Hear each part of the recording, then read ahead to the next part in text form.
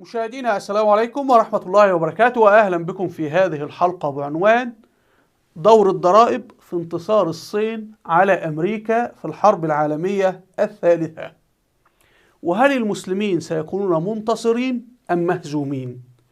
كي يكون المسلمون منتصرين لازم يطبقوا ما سيأتي في هذه الحلقة، لأنه ليس كلامي، كلام الله سبحانه وتعالى.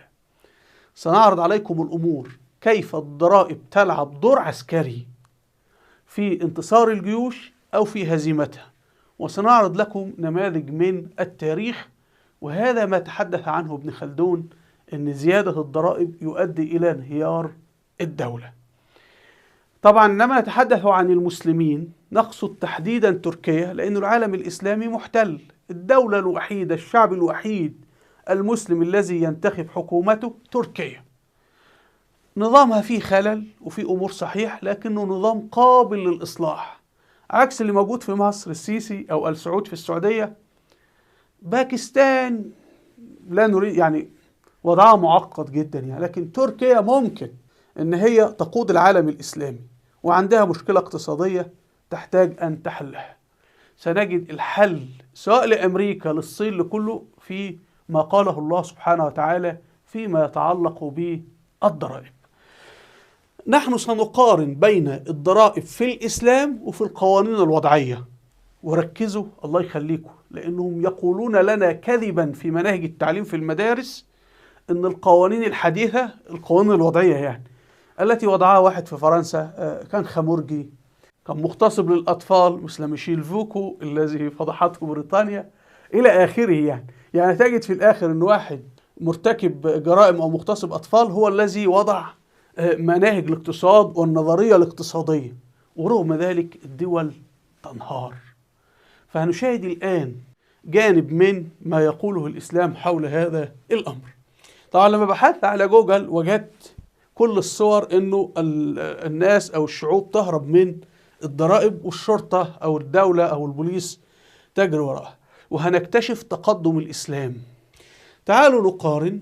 هنا ابن خلدون العالم المسلم الكبير في مجال الاجتماع، الذي شهد انهيار الأندلس وسقوط المسلمين فيها، وأيضا قيام دول إسلامية كبيرة. وكان في الدولة العثمانية من شرط الاشتغال بالسياسة ودخول سلك الحكم دراسة كتب ابن خلدون. ماذا يقول ابن خلدون؟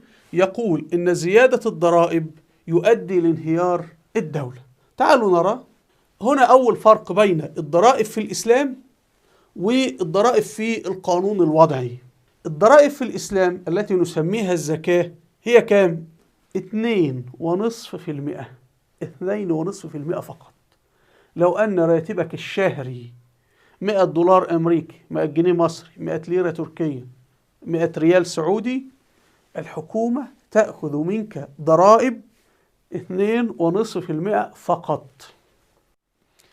وبعض الناس كتبوا لي في الحلقة السابقة تعليقات: أنت مخطئ، النسبة أقل من 2.5%. أنا عارف والله، بس لغرض التبسيط في الشرح سنأتي، هي أقل من ذلك، أقل من 2.5%. طيب الضرائب في القوانين الوضعية بتبدأ من 10% إلى تصل إلى 40%. يعني في أمريكا بتصل إلى 40%، في ألمانيا، فرنسا، السويد وغيرها من هذه الدول بتصل إلى 40%. وهنشاهد الأضرار دي. المشكلة الأولى، فالإسلام طبق الشريعة الإسلامية فورا. أنت روح كده، إذا فتح الله علينا مصر وطبقنا فيها الإسلام، الدكتور المسيحي، الطبيب المسيحي، تقول له: يا عم أنت تحب نحاسبك على الضرائب وفقا للقانون الوضعي ولا الشريعة الإسلامية؟ يقول لك: لا، خليني في الشريعة الإسلامية. هات أي واحد ملحد بيسب ويلعن في الإسلام، عندما يتقاضى راتبه قول له: تحب نطبق عليك القانون الوضعي الذي تحبه ولا نطبق عليك الإسلام؟ يقول لك: لا، الإسلام ده 2.5%. يعني القانون الإسلامي هو أعلى من أي قانون، هو أعدل من أي قانون. انظروا، الشريعة الإسلامية ليست مجرد قطع يد السارق وجلد الزاني والأمور اللي هم شغالين الدجل الذي يفعله آل سعود. ده جانب مهم جدا من الشريعة الإسلامية لا يجري تناوله للأسف الشديد. تعالوا نكمل. الفرق الثاني في موضوع الضرائب انه في القانون الوضعي الضرائب تؤخذ من الافراد مقدما. مرتبك $100 او 100 ليره او 100 ريال او جنيه، يقول لك ادفع 10% الان، تتقاضى الراتب 90 فقط، وممكن تتقاضاه 80 وممكن تتقاضاه 60 حسب الدوله اللي انت فيها. فتجد الحكومه اخذت منك ضرائب قبل ان تستلم المرتب. ويا ليت الامر، يعني انت لو مرتبك 100 اخذته 60 ستدفع ضرائب اضافيه في تامينات وفي تامين صحي وفي حاجات عجيبه. طيب فانت الضرائب الافراد يدفعون الضرائب مقدما في القانون الوضعي. طيب في الاسلام لا ضرائب اذا انفقت كل مالك. اولا الاسلام ما فيهوش حاجه اسمه اقتطاع ضرائب براتب شهري، اسمه نهايه السنه. نهايه السنه اذا انفقت كل مالك فلا تدفع ضرائب. وهنا النظريه الاسلاميه الخطيره في مجال الاقتصاد اللي دول العالم كلها بتسعى لتطبيقها. واردوغان في تركيا يقول للبنوك طبقوا هذا. ما هي؟ الإسلام يقول لك أنت الآن كسبت $1,000,000، مليون ليرة، مليون ريال، مليون جنيه. يقول لك إذا أنت ذهبت إلى شركة بناء وطلبت منهم ابنوا هذا المبنى أو ابنوا له شقة أو كذا، إذا اشتريت سيارة، إذا قمت بزراعة أرض، أنفقت مالك، لا تدفع حتى 2.5%. لا تدفعه. ليه؟ لأن أنت لما شغلت مالك شغلت عمال بناء ومهندسين وكهرباء وإلى آخره، فأنت وفرت فرص عمل. والحكومات في الأزمات الاقتصادية، ده معروف في علم الاقتصاد، الحكومة يجب أن تنفق بكثرة وقت الأزمة الاقتصادية كي يجري تنشيط الاقتصاد، تشغل الشركات. هذا ما يقوله الإسلام. إذا أنفقت كل مالك فلا ضرائب لا زكاة. أما إذا حبسته، أمسكت مالك، فإذا المال ظل محبوسا لا ينفق لمدة عام تدفع بعد العام 2.5% فقط. طبعا بتوع القانون الوضعي دول سواء أنفقت أو لم تنفق أنت دافع يعني خراب بيوت. تعالوا نكمل. هنا الفرق الثالث في الإسلام، هنجد أنه لا فرق بين الشركات والأفراد. يعني نسبة 2.5% هي سواء أنت كنت شركة أو كنت فرد، سواء أنت عندك مزرعة للغنم أو مزرعة للإبل أو مزرعة للأبقار، هي رقم ثابت لا يختلف وإن اتخذت أي شكل. طيب في القانون الوضعي بقى هنرى الظلم، هنجد أنه في فرق، أن ضرائب الأفراد أكثر من ضرائب الشركات. يعني أنت فرد كم تدفع ضريبة؟ افرض مثلا أنا كسبت $1,000,000 أو أمتلك مزرعة قيمتها مثلا ربحها $1,000,000 أو إلى آخره، يدفعني ضرائب كام؟ 40%. ده حتى في القانون الأمريكي هكذا وفي غالبية القوانين الدول. طب لو هو أنا نفسي أمتلك نفس هذه المزرعة أدفع ضرائب كام؟ 20%. يعني أنا لو عندي مزرعة أبقار بتكسب $1,000,000 كفرد أدفع 20%، ولو هي شركة في هيئة شركة تدفع أقل 20%. لماذا؟ لأنه الشركات أقوى، رجال الأعمال يذهبون للوزير ويتحدثون وتصدر القوانين لصالحهم. ولذلك نقول كما قال الدكتور عبد الرازق السنهوري أعظم مفكر دستوري في مصر وفي العالم العربي في القرن العشرين: القانون لا يوجد إلا بين قوتين متكافئتين في القوة أو الضعف، أما حيث توجد القوة فالقوة هي القانون. واحنا هنعرض لكم في أمريكا الآن أن الضرائب الأفراد تصل ل 40%، ضرائب الشركات في أمريكا 21% فقط. رغم أن الشركات في النهاية، يعني تخيل مثلا بيل جيتس يدفع ضرائب 21%، يقول لك أنا شركة. لكن الأمريكي اللي ممكن يكون ربحه $1,000,000 في السنة مواطن يدفع 40%، وبيل جيتس اللي هو ملياردير يدفع 21%. أصلا أنا شركة. الشركة في النهاية بتعود لفرد، لكن القوانين مصممة لظلم الضعفاء ومناصرة الأقوياء. ودعك من الفلسفات الكثيرة. لو حد، أنا دارس قانون، لو حد عاوز يناظرني يعني في هذا الموضوع. تعالوا نكمل. هنا سنتناول دولتين، دولة تركيا ودولة أمريكا، والدولتين من دول 20 أقوى 20 اقتصادية على مستوى العالم، والدولتين لديهم مشاكل اقتصادية سواء عند أردوغان أو عند بايدن. فكيف أضعفت الضرائب تركيا وأمريكا؟ جو بايدن لما فاز بالرئاسة قال هنزود الضرائب. طيب ايه انواع الضرائب في امريكا؟ اسمع بقى. اولا في ضريبه على الدخل في امريكا، وطبعا ده غير موجود في الاسلام. في ضرائب على المرتبات في امريكا، هذا غير موجود في الاسلام. في ضرائب على العقارات، وهذا غير موجود في الاسلام. 5 في ضرائب على الميراث. حضرتك لما تموت وتكون في مصيبه وتترك ايتام، يقول لك يقول حتى الايتام ادفع ضرائب، حتى الموت فيه ضرائب اللعنه. طبعا لا يوجد في الاسلام. كل هذا غير موجود في الاسلام. في ضرائب على الهدايا، في ضرائب جمارك. لما تشتري شيء يقول لك ادفع جمرك. طبعا لو الدولة بتفرض الجمرك حماية لبضاعة محلية ماشي موافقين، لكن لو الدولة أصلا بتفرض ضريبة على سلعة هي لا تنتجها أصلا، طب يعني أنا بستورد قمح والبلد لا تزرع قمح، تفرض دفعني فلوس على أني سأكل؟ طبعا كل هذا مخالف للإسلام. في ضرائب الولايات، يعني في ضرائب الحكومة الفيدرالية تفرضها، ثم كل حكومة ولاية تفرض ضرائب. طبعا هذا ما أمكن عده، 8 أنواع من الضرائب.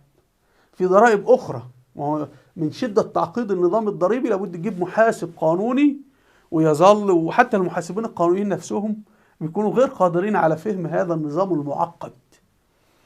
تعالوا نكمل. هنا يترتب الأثر العسكري، وهو هجرة العلماء من أمريكا. جو بايدن قاعد يرفع ضرائب، واليسار في أمريكا كل ما تولى الحكم يرفع ضرائب. ماذا يحدث؟ العلماء يهاجرون. هو مين الذي سيدفع 40% من ضرائب؟ ليس مواطن أمريكي بيتقاضى $1000 في الشهر، هذا يدفع 10%. لكن العلماء المديرين الكبار، اللي هي العقول التي تدير الشركات، العقول المبدعة، العلماء الذين يخترعون حلول تكنولوجية تؤدي إلى زيادة الإنتاج، وهؤلاء والمديرين هؤلاء هم الذين يفتحون الشركات والتجارة وإلى آخره. الحكومة الأمريكية تقول لهم ادفعوا 40% من مرتباتكم. لك ده مهبول ده ولا إيه؟ طب سلام عليكم.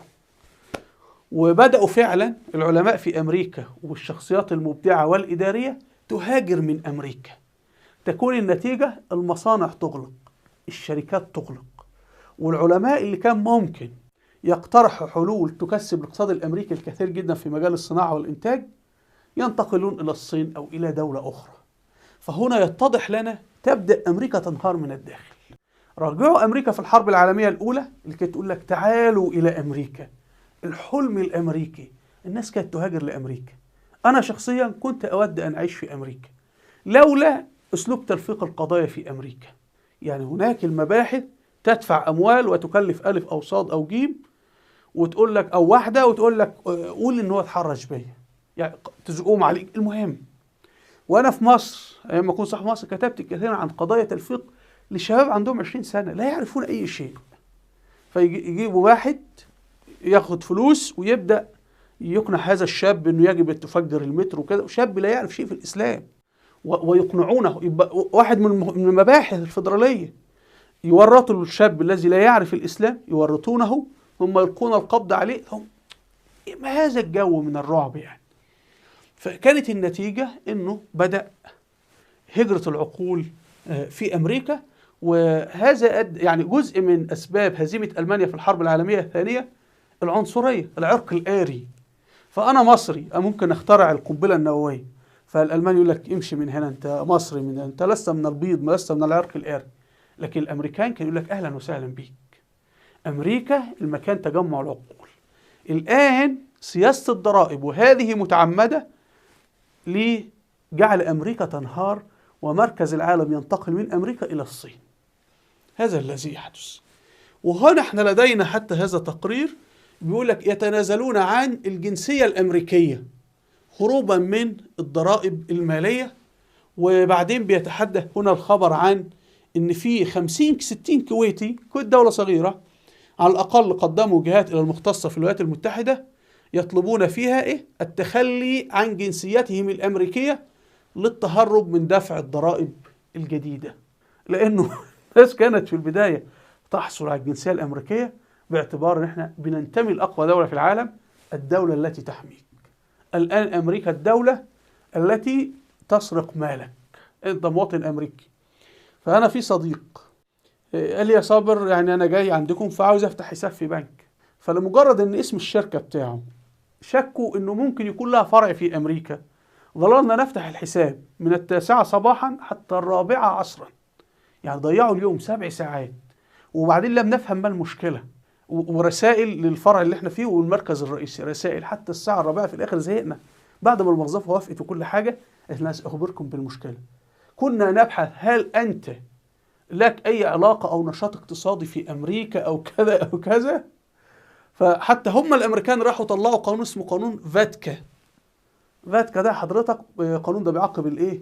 الشركات والبنوك، بيجبر كل بنوك العالم أن تبلغ أمريكا إذا مواطن أمريكي فتح حساب. لو مواطن أمريكي فتح حساب في مصر لابد تبلغ الضرائب الأمريكية، أو واحد له إقامة في أمريكا، أو واحد ولد في أمريكا، أو واحد سبق أن كان له الجنسية الأمريكية، أو سبق له الإقامة في أمريكا. طبعا الحمد لله أن الواحد عمر ما رحت أمريكا يعني. فعاوز أقول لك أصبحت الجنسية الأمريكية لعنة تطارد من يحملها، فأصبحنا نشاهد هروب عكسي، هجرة عكسية من أمريكا إلى الدول الأخرى. ده هيؤدي إلى إضعاف أمريكا عسكريا في مجال العقول والتكنولوجيا. ونتذكر الحرب العالمية الأولى والحرب العالمية الثانية، من الذي حسمها؟ العقول. الحرب العالمية الأولى اسمها حرب الكيميائيين، علماء الكيمياء. الحرب العالمية الثانية اسمها حرب الفيزيائيين، حسمها علماء الفيزياء. الحرب العالمية الثالثة هتكون حرب علماء البرمجيات والإلكترونيات، اللي الصين هي أعتقد هتتقدم فيها، وسنأتي لذلك. تعالوا نرى هنا أيضا في CNN عربي دراسة عدد قياسي من الأشخاص تخلوا عن الجنسية الأمريكية، أيضا طرد العقول من أمريكا. هنا نجد أيرلندا اكتسبت المزيد من استثمارات الشركات الكبرى، الشركات الأمريكية. الشركات الأمريكية نقلت مقراتها، كل شركات التكنولوجيا، جوجل، فيسبوك، تويتر، غيرها، الشركات العملاقة الأمريكية غادرت أمريكا كلها وانتقلت إلى فين؟ إلى إيرلندا.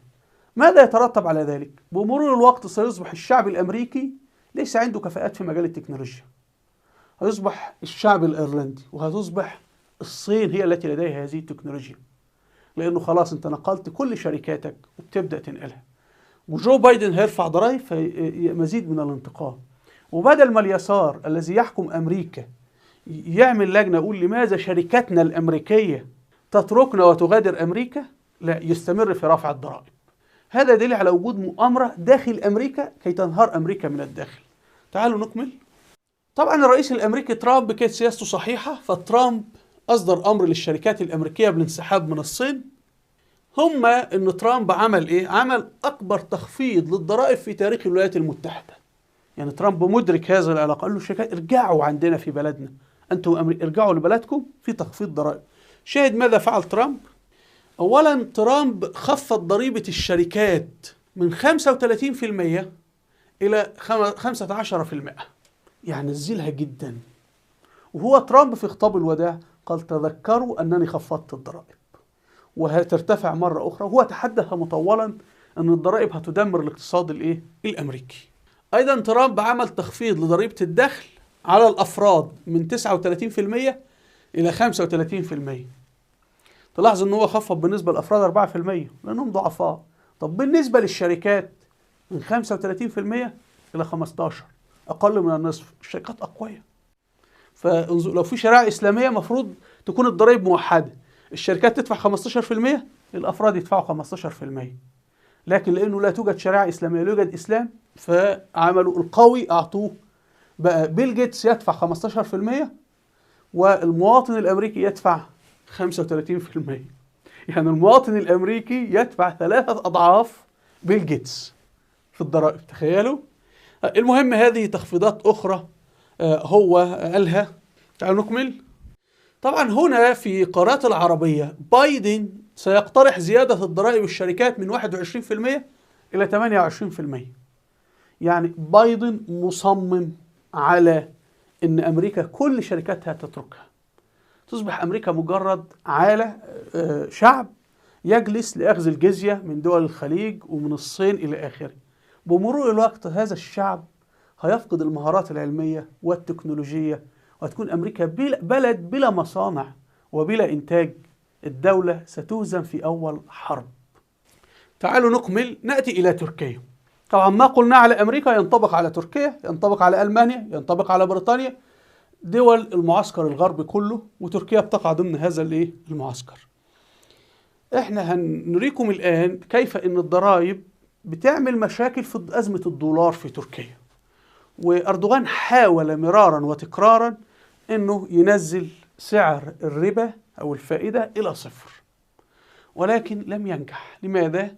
لان هو طبعا كلامه صحيح اقتصاديا، يعني احنا عرضنا في حلقات سابقة الفائدة في بريطانيا 0، في امريكا 3%، في اليابان سالب، في دول أوروبا سالب. يعني كي يكون لديك اقتصاد قوي لابد تعمل 0 فائدة، كما في الإسلام. يعني انظروا، يقولون بعد كل هذا يجدون أنه ما قاله الإسلام في المجال الاقتصادي صحيح. طيب لكن المشكلة إيه في تركيا؟ إن أنت الإسلام ده موتور مرسيدس، الإسلام كالعربية المرسيدس، وبعدين النظريات الاقتصادية التي يقولون عنها هذه دي عربية فيات. فأنت كيف تركب موتور مرسيدس، سيارة مرسيدس، على عربية فيات؟ الكاوتشات ما تحملش أصلا. فهذه المشكلة تحدث في تركيا. تعالوا نرى نموذج مبسط جدا لمشكلة الدولار في تركيا، الطلب على الدولار. ايه اللي حصل؟ ده واحد وزوجته عاملين قناة على اليوتيوب، وهم عرب، يعني ما لا علاقة لهم بتركيا، يعني المشاهدين بتوعهم كلهم عرب. فالمسؤول او الموظف بقى المسؤول عن التحصيل في وزارة المالية هو تفتق ذهنه احنا نفرض عليهم ضرائب، رغم انه في الاسلام لا يجوز، لانه اصلا مفروض 2.5% فقط في الاسلام، لكن هو تفتق قال لك لا نفرض عليهم ضرائب. طيب ما الذي حدث؟ اسمع بقى تحصل المشكلة ايه. القناة بتاعتهم فيها 3 مليون مشترك، القناة اسمها كل شيء مع مريم. فلما الضرائب بعت لهم راحوا هم عملوا فيديو وقالوا خسرنا فلوسنا، الاتراك سيأخذون بيتنا، والله حرام.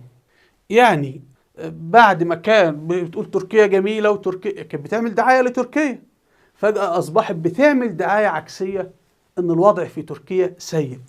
بل الأكثر هي قالت إيه؟ تحذير لكل اليوتيوبر في تركيا، وهذا سبب بيعنا. ملخص كلامها: أيها اليوتيوبر العرب أو الأجانب غادروا تركيا، اتركوا تركيا. طيب الضرائب التركية ماذا ستفعل معها كي تأخذ بقى حق الدولة؟ هو مش حق دولة ولا حاجة، إنما هو المناهج التعليمية الفاسدة أوهمت الناس إنها حق الدولة، يعني ولا حق دولة ولا حاجة. يعني هي هتعمل إيه؟ هتبيع البيت.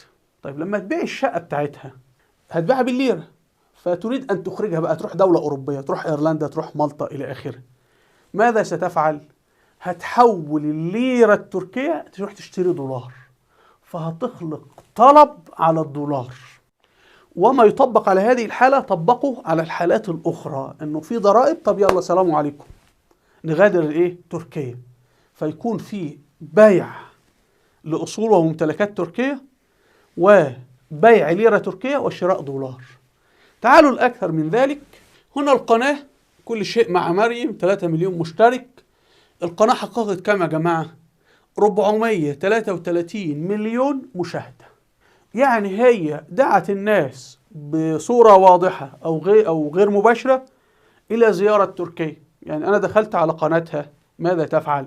فبتلعب مع أطفالها في الحديقة مثلا، بتذهب اليوم ذهبت مع ابنتي للمدرسة التركية وقابلت المدرس التركي وحدث كذا وكذا. طيب كل هذا ذكر تركيا في الحلقات، أو 433 مليون مرة عملت إعلانات لتركيا، دعاية لتركيا. فمفروض الحكومة التركية تشكرها أو تديها مكافأة. إذا بالحكومة التركية تقول لها سنعاقبك، إحنا عاوزين منك 20% أو أي ما كان المبلغ حسب القانون التركي. فهي فوجئت طبعا، جالها حالة صدمة. يعني أنا باتي بأموال من الخارج إلى داخل تركيا، ودي ليس، يعني هي أعمالها ليس نتيجة نشاط اقتصادي داخل تركيا، ده نشاط اقتصادي خارج تركيا، زي الشركات اللي هي أونلاين، أعمال على الإنترنت. فتبقى الحكومة التركية تقول لك طب ليه؟ طب ما خلاص أروح أقعد في أي بلد أخرى. لما تجلس في أي بلد أخرى الدعاية دي تركيا خسرتها. طيب هي لما أقامت في تركيا ماذا حدث؟ جعلت سياح يأتون إلى تركيا، شافوها وشافوا أولادها والمدارس والحدائق في تركيا والآثار في تركيا، وأنا في مسجد آيا صوفيا، وأنا في مسجد السلطان أحمد، هنا مثلا القرية اللي تحت الأرض، وهكذا. طيب ففيه ناس آلاف قرروا أن يزوروا تركيا، وقطعوا تذاكر على الخطوط الجوية التركية، فدخلوا فلوس للشركة التركية، والشركة التركية دفعت ضرائب للحكومة التركية، وهؤلاء السائحين نزلوا في فنادق تركيا، فشغلوا شركات الفنادق، وشركات الفنادق دفعت فلوس ضرائب للحكومة التركية، وفتحت فرص عمل للمواطنين الأتراك. هم هؤلاء السائحين قاموا بجولات سياحية، شركات سياحية تركيا نظمت لهم، كسبت مال، شغلت مواطنين أتراك، والشركات السياحية لما كسبت دفعت ضرائب للحكومة التركية. ركزوا في المقولة اللي أنا بقوله هذا، لأن هنجد ابن خلدون قاله حرفيا. طيب فكانت النتيجة لما الحكومة التركية كانت بتقول لها صفر ضرائب. اسمع بقى الآن، احنا طب نرجع للأخت مريم دي بعد ما عشان هنيجي لمقولة ابن خلدون. هي لما الحكومة التركية صفر ضرائب، كانت الحكومة التركية بتأخذ ضرائب من شركات الطيران، من شركات السياحة، من شركات الفنادق، من المطاعم، لأنه السائح بيأتي يقوم بيأكل في المطاعم إلى آخره. الحكومة التركية كانت مستفيدة. مريم حلا وزوجها هيبيعوا بيتهم، ماذا سيحدث؟ خلاص لن تدعو سائحين يأتوا لتركيا، فشركات الطيران التركية هتخسر، والحكومة التركية هتحرم من الضرائب التي كانت تأخذها من شركات الطيران التركية. شركات الفنادق هيكون إشغالها أقل، فهيؤدي إلى بطالة للمواطنين الأتراك، وهيخسر الاقتصاد التركي الضرائب اللي كانت الحكومة حتى بتأخذها لنفسها، وطبق بقى بصورة عكسية على كل ما قلناه. طيب الأمر لم يقف عند هذا الحد. لما هم باعوا شقتهم ماذا حدث؟ هيأتي شاب تركي آخر يشتريها كي يتزوج في هذه الشقة. طب لو هم بقوا في تركيا، الشاب التركي يجي يشتري شقتهم يجدهم فيها، فماذا يفعل كي يتزوج؟ يذهب إلى شركة عقارات ويقول لهم ابنوا لي شقة، خذوا أموال وابنوا لي شقة، وشركة العقارات تأتي بعمال وتبني. فإذا بقائها في تركيا هي بتوفر فرص عمل لشركات تركية، وبتجعل إنه الشركات تعمل بدل ما احنا خلاص ثابتين مكاننا. بالإضافة هي أصلا الأموال التي تحصل عليها من الخارج دي أموال قادمة من السعودية، من العراق إلى آخره. الأموال اللي تحصل عليها من الخارج هي بتدفع فيها ضرائب، لأن كل شيء بتشتريه في تركيا بتدفع فيه ضريبة مبيعات 18%. فبعد ما دفعت 18%، الحكومة التركية تقول لها ادفع لنا 20%، يعني مطلوب تدفع 38%، ورسوم إلى آخره 40%. فليه؟ فخلاص تمشي. وده يعني ده نموذج شرح هنجد ابن خلدون قال. طيب هنا أردوغان، ماذا يقول أردوغان؟ أردوغان يقول ده في وكالة رويترز، يقول إن لوبي أسعار الفائدة العالية خائن، وكلامه صح. ونحن ذكرنا في القرآن الكريم إنه الربا معناه ربنا قال فأذنوا بحرب من الله ورسوله، يعني إذا الدولة فيها ربا هيبقى في حرب من الله ورسوله على اقتصادها، وهذا الذي يحدث. ونحن شاهدنا في برنامج في قناة روسيا اليوم، برنامج رحلة في الذاكرة، الخبير الاقتصادي الروسي اللي هو اسمه كاتاسانوف شرح انه كيف الربا بتدمر الاقتصاد. فقال روتشيلد وقال مورجان في امريكا اللي هم المسؤولين عن البنوك في العالم حذفوا البرنامج كله من على اليوتيوب. أليس هذا هو ما هو موجود في القرآن الكريم؟ هو القرآن مش بيقول لك مكسبك من فلوسك صفر، بيقول لك لا تحدد نسبة مسبقة. أنا ذهبت إلى بريطانيا وجدت هناك عاملين بنك اسمه البنك البريطاني الإسلامي. ليت تركيا تفعل هذا. تركيا للأسف ليس فيها بنوك إسلامية، فيها بنكين، لكن بنك زراعة تشاركي وبنك كويت تركي تشاركي، لكن كلمة الإسلامي غير مذكورة في عنوان أي بنك. لكن في بريطانيا وجدت اسمه البنك البريطاني الإسلامي. فلماذا؟ قالوا عشان الفلوس تأتي. طيب تعالوا نكمل. هنا عمك ابن خلدون العالم المسلم الكبير، وطبعا ألف المقدمة بتاعته له مذكراته، وهترك الكتاب بتاعه في آخر للأسف هو 11 ساعة لكن غير مكتمل، 11 ساعة. طيب فابن خلدون بيقول إيه؟ هو مؤلف في هذا الموضوع، فقال ارتفاع الضرائب يؤدي لنهاية الدولة. وبعدين نجد هو قال الفصل 39 يقول في أن ضرب المكوس اللي هي الضرائب يكون في أواخر الدولة. يعني كل ما الدولة تفرض ضرائب اعرف أن الدولة بتقترب من التفكك والانهيار. وهذا ما عرضناه في أمريكا. الناس قالوا لي الصين وهي فيل ساقيه من طين كيف تنتصر على أمريكا؟ ده الصين حتى لا تستطيع تصنيع المعالجات الخاصة بالكمبيوتر. أهو أمريكا حضرتها قاعدة ترسل علمائها للصين وتطردهم من عندها.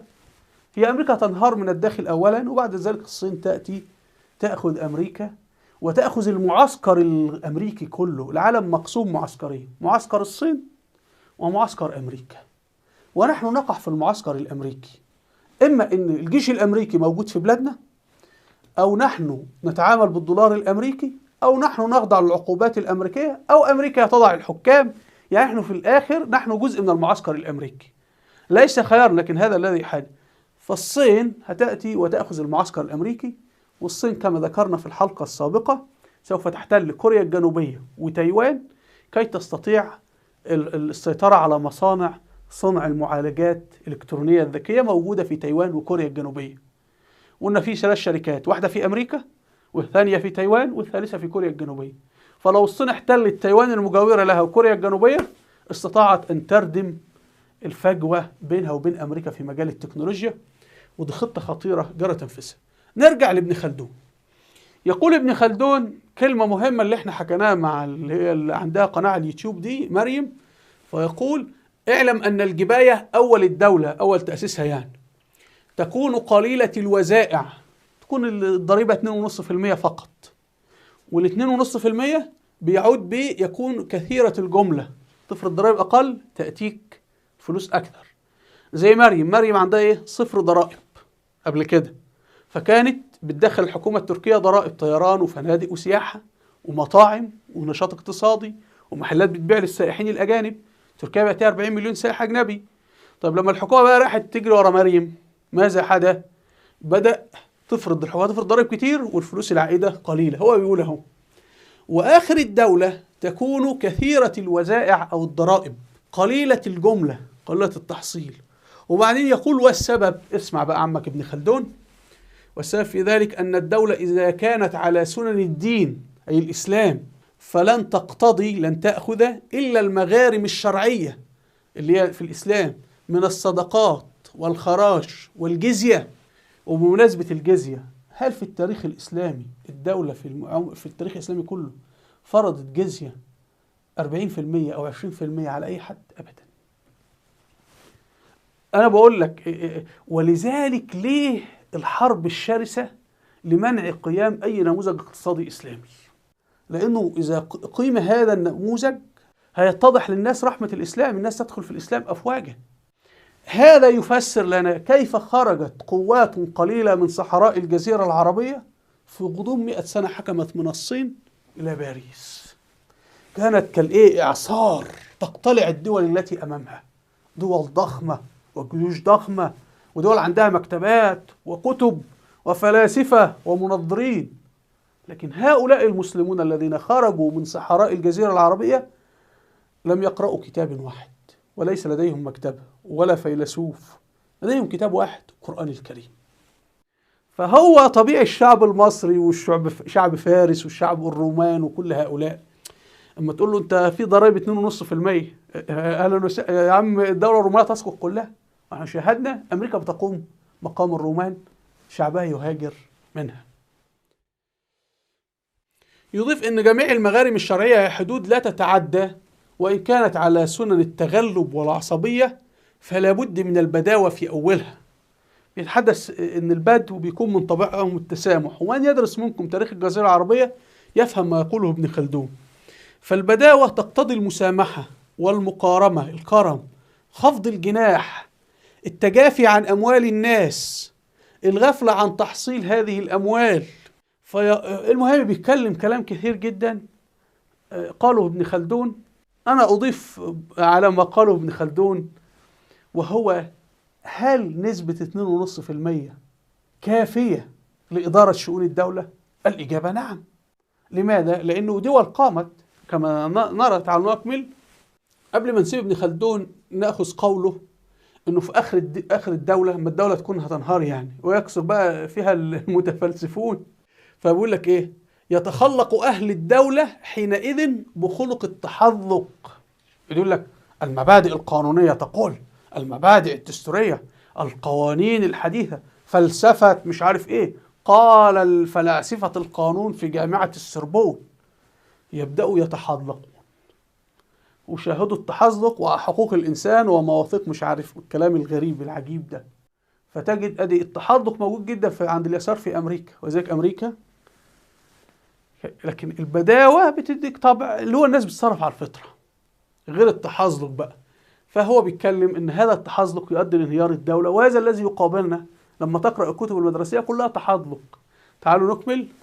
ابن خلدون بيؤكد صحة ما يقول، بيقول إن هذا حدث في أمصار أو دول المشرق في أخريات الدولة العباسية.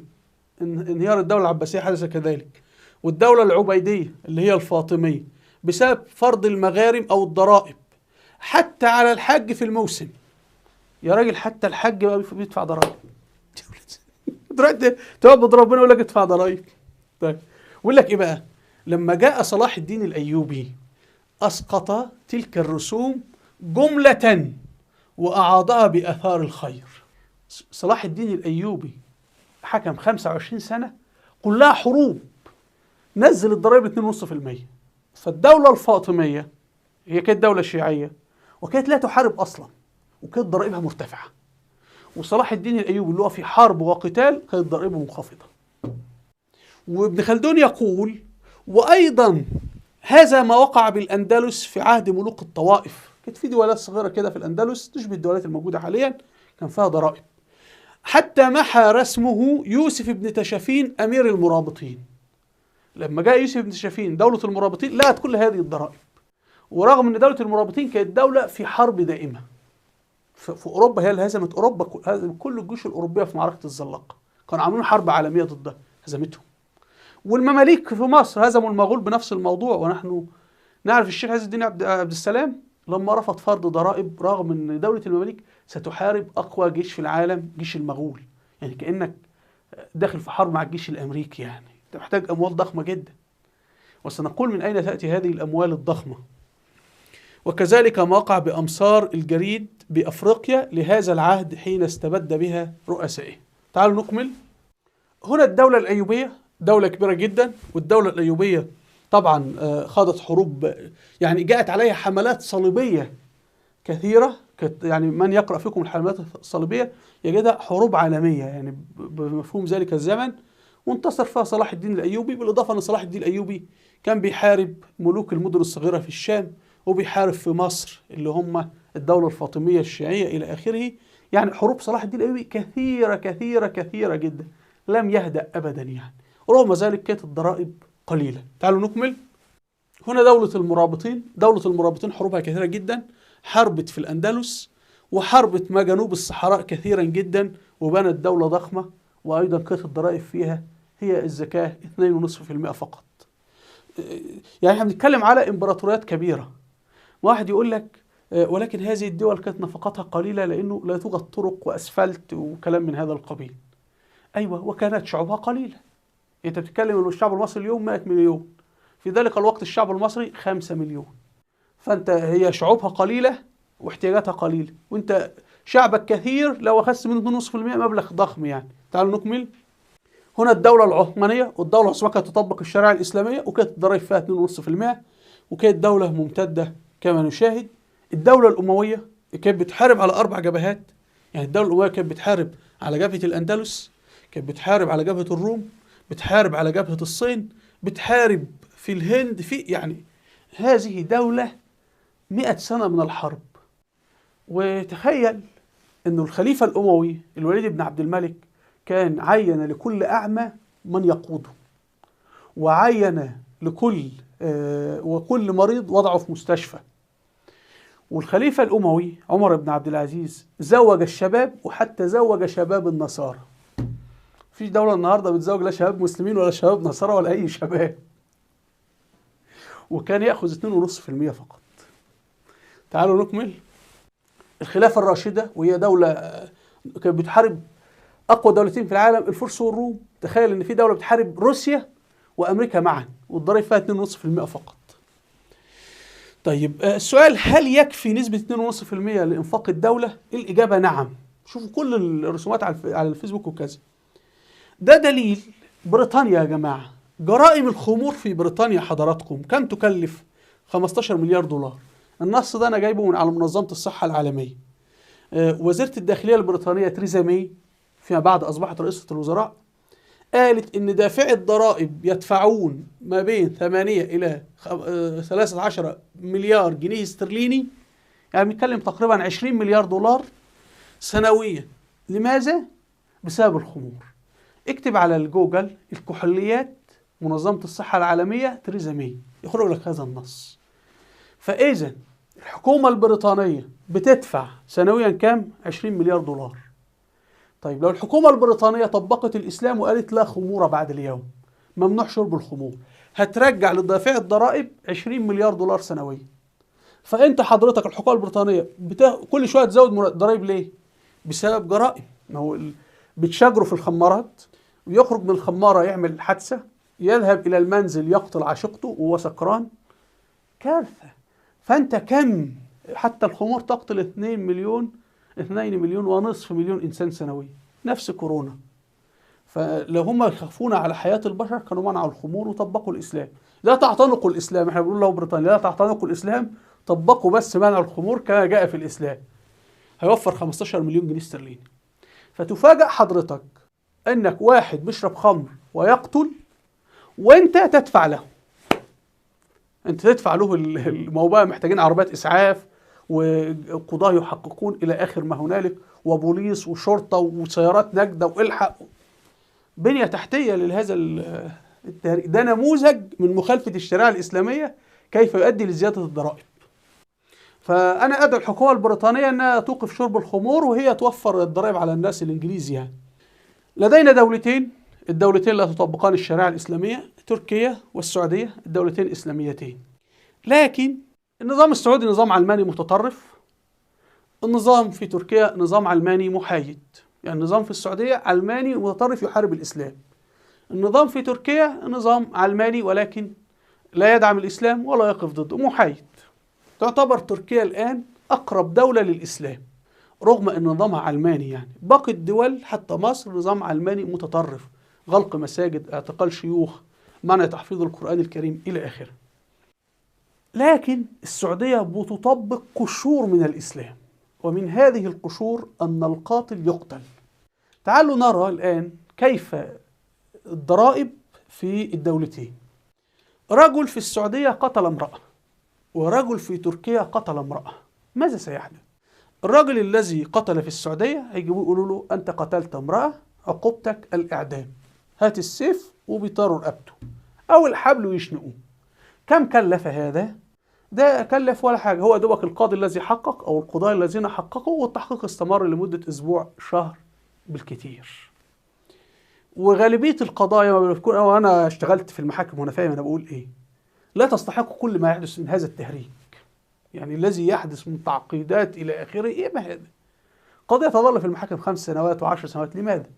عقدوا القوانين بشكل بشع بدون أي معنى. المهم، هو نفس القضية، رجل قتل امرأة في تركيا. ماذا سيحدث؟ أولا لا توجد عقوبة إعدام، فلا بد نسجنه. يبقى احنا في هذه الحالة سوف نبني له سجن، واحنا ندفع طبعا حضرتك.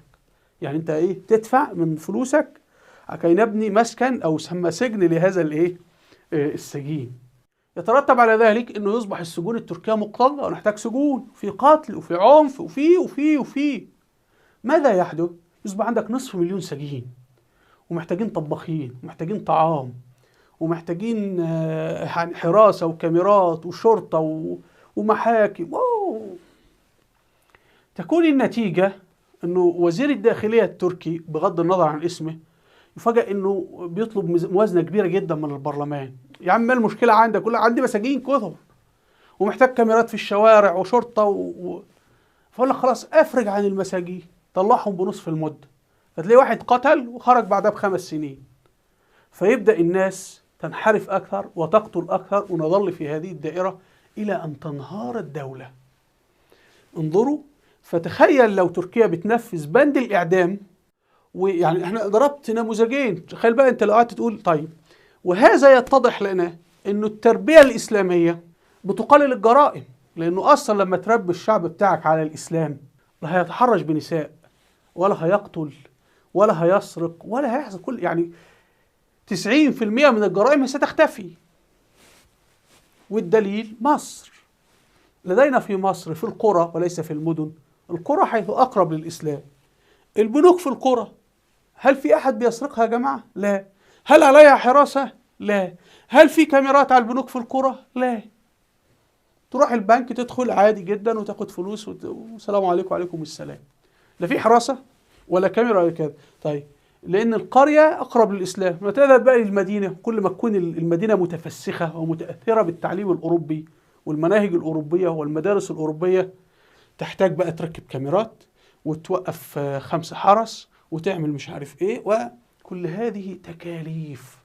وبعد ما تفعل كل هذا الموظفين البنك يسرقوا البنك. واحنا شاهدنا، يعني أنا كتبت كثيرا عن مدير البنوك الذين سرقوا البنوك وبسبب التعليم السيء. طيب ايه اسباب ارتفاع الضرائب؟ ده نموذج، اكتبوا انتوا بقى نماذج اخرى في التعليقات. يعني دي ملكة بريطانيا بتلقي خطاب حضرتها كل سنة. السؤال، كم يكلف خطاب ملكة بريطانيا؟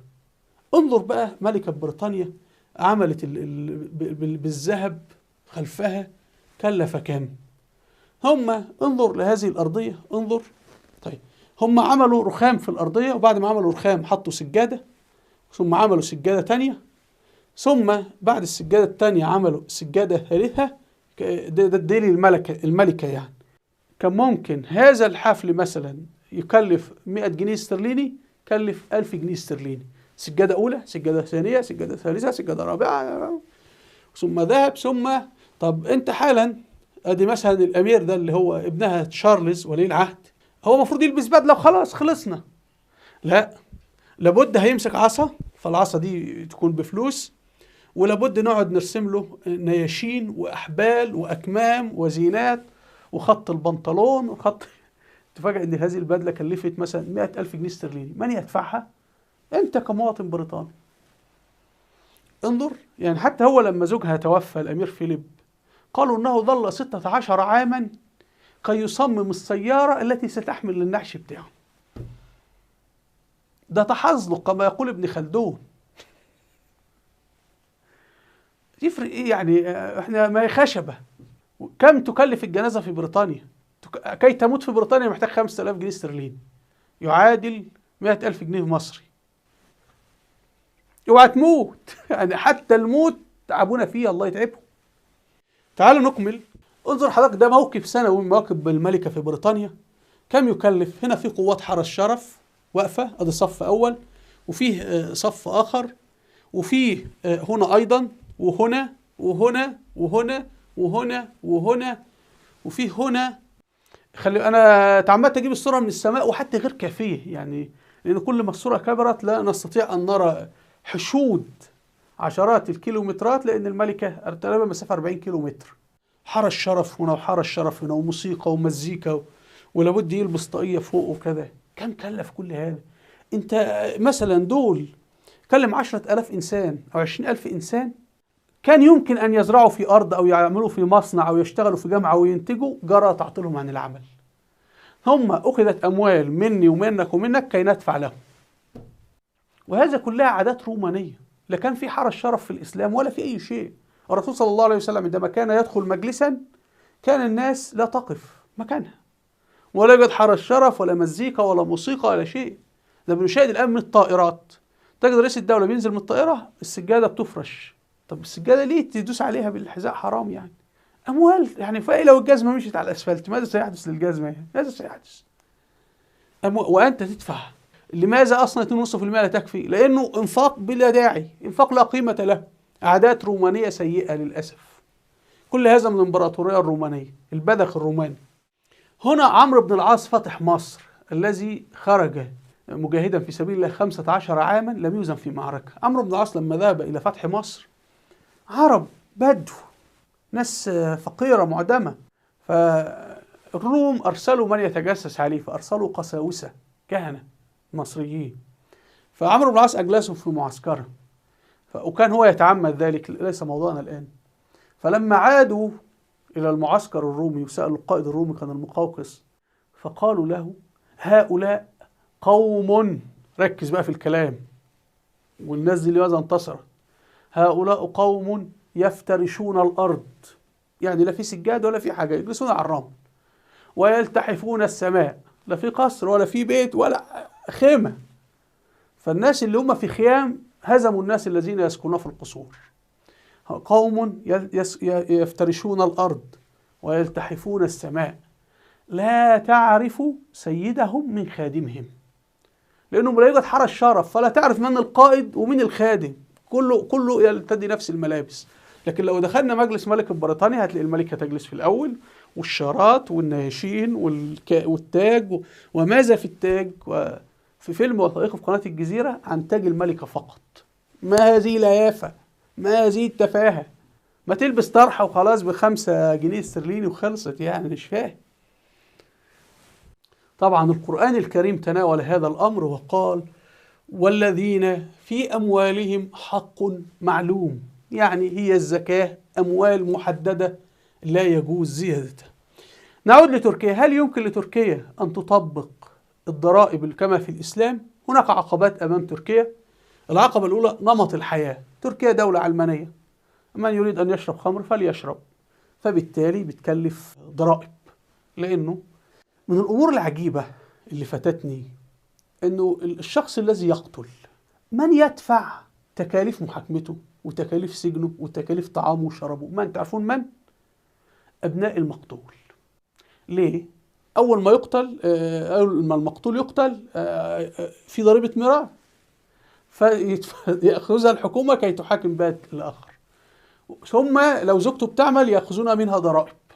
الإسلام لا توجد ضرائب لا جزية على المرأة حتى لو مسيحية. طيب، فزوجته بتدفع ضرائب وأولادها بيدفعون ضرائب إذا كانوا يعملون، والضرائب دي بتؤخذ لبناء سجن لمن قتل أبوه. طيب، العقبة الثانية أمام تركيا التعليم. مناهج التعليم بتقول الأطفال الأتراك إنه الإسلام كان تخلف، وإن إحنا أخذنا بالتقدم باللي هي القوانين الأوروبية. العقبة الثالثة العقوبات الأمريكية والأوروبية. إن هل أوروبا وأمريكا هتوافق على ذلك؟ إن أنت لو عملت هذا هتلاقي كل الشركات وكل العقول جاءت إلى تركيا. تبدأ أمريكا تتخذ إجراءات عقابية. وادي أمريكا، وزيرة المالية الأمريكية حضرتها عاوزة تعمل إيه بقى؟ أمريكا تدفع لفرض ضريبة عالمية موحدة. أي الشركات الأمريكية اللي شغالة مثل جوجل أو فيسبوك أو غيرها هيبقى في ضريبة عالمية. إذا أقمت في تركيا، في إيرلندا، في أي مكان، هندفعك نفس الضريبة. طبعا في النهاية مين الذي لا يخضع؟ المكان الوحيد بقى تبقى هذه الشركات إجباريا تذهب للصين، لأنه البلد الوحيدة التي ترفض تطبيق القانون الأمريكي الصين. حتى بتمنع جوجل الأمريكي والواتساب الأمريكي والفيسبوك الأمريكي، اليوتيوب الأمريكي، تويتر الأمريكي، كل شيء أمريكي. وأمريكا اليسار الذي يحكم أمريكا لا يعاقب الصين. في المقابل الصين التيك توك وكل برامجها بتغزو أمريكا، وأمريكا بتسمح لها عادي. وفي كده المفروض أمريكا تعاقب الصين بالمثل وتفرض عقوبة وتمنع. المفروض أمريكا تمنع التيك توك الصيني وكل ما يتعلق بالصين. لا، فدي بقى آخر الخراب، إن الشركات الأمريكية انتقلت من أمريكا إلى إيرلندا كمان. لا ادخلي جوه الصين، خلوا الصين تحكم العالم. انظر لما يجري. طبعا هنا السيسي الجاهل الحمار الذي يحكم مصر هو طبعا فرض ضرائب، ومنها ان انت اذا لم تدفع ضريبه نهدم منزلك، لانه مخالف فادفع غرامه، رغم الناس دفعت غرامات. كان من نتيجه هذا الجاهل انه اصبح المصريين اللي في الخارج لا يعودون لمصر باموالهم، ياخذون اموالهم ويذهبون الى دوله ثالثه. كثير منهم ذهب الى تركيا. ادفع والا هدمت بيتك. ومحمد علي باشا فعل هذا، وأدى ذلك لانهيار محمد علي باشا، بل إن جيش محمد علي باشا اللي كان 120,000 جندي هزم عام 1840 أمام 10,000 جندي بريطاني فقط. أخيرا دولتين في فرض الضرائب، بريطانيا وفرنسا. لماذا أصبحت بريطانيا دولة كبيرة وفرنسا مهزومة؟ فرنسا كانت تدخل حروب تفرض ضرائب، تقول لهم حق الوطن نفرض ضرائب. وبعدين الناس ترفض دفع الضرائب، فتبدأ الجيش الفرنسي والشرطة الفرنسية تدخل في قتال ومشاكل مع السكان. بريطانيا كانت لما تدخل الحرب لا تفرض ضرائب، تقول اعملوا مشاركات، إذا ساهمت ب10% من تكوين الجيش سيكون لك 10% من عائدات الحرب. فتحنا بلد، أخذنا كده. فكان الإنجليز يدفعون أموالهم طوعا وبكثرة. النموذج الإنجليزي أقرب للنموذج الإسلامي، إن الناس تتبرع وقت الحرب، وتجد إحنا سيدنا أبو بكر الصديق تبرع بكل ماله، سيدنا عثمان بن عفان، سيدنا عمر بن الخطاب. لما كان الرسول صلى الله عليه وسلم يعلن الحرب كان الكثر يتبرعون، والدولة تأخذ أموال، يعني هم يعطون الدولة أموالهم، وانتبه، ولا تعيد الدولة، قال أنت تبرعت لله. طب حتى في الحرب الغنائم 80% منها للمقاتلين، 20% للدولة فقط. دي أعتقد أعلى ضريبة في الإسلام، هي 20% ضريبة الحرب، غنائم الحرب. حتى الكنز أو الأثر الذي تجده في بيتك الضريبة لا تزيد عن 20%. انظروا إلى عظمة الإسلام. وهذا هو الفرق بين القانون الوضعي وبين الشريعة الإسلامية اللي هي في مكانة عالية وعادلة. وهذا يفسر لنا قوله سبحانه وتعالى للرسول: وما أرسلناك إلا رحمة للعالمين. أرجو مشاهدينا أن تكون الصورة قد وضحت، وأرجو منكم الاشتراك في القناة بالضغط على الزر. رابط صفحتي على الفيسبوك وتويتر أسفل الفيديو. هنا قائمة بالفيديوهات الوثائقية والتاريخية، أرجو أن تشاهدوها لأهميتها في مجال التاريخ. هنا كتاب عن الصين، أرجو أن نسمعه. الصين ستحكم العالم إذا نحن كمسلمين لم نصحح من أوضاعنا. وإلى اللقاء، والسلام عليكم ورحمة الله وبركاته.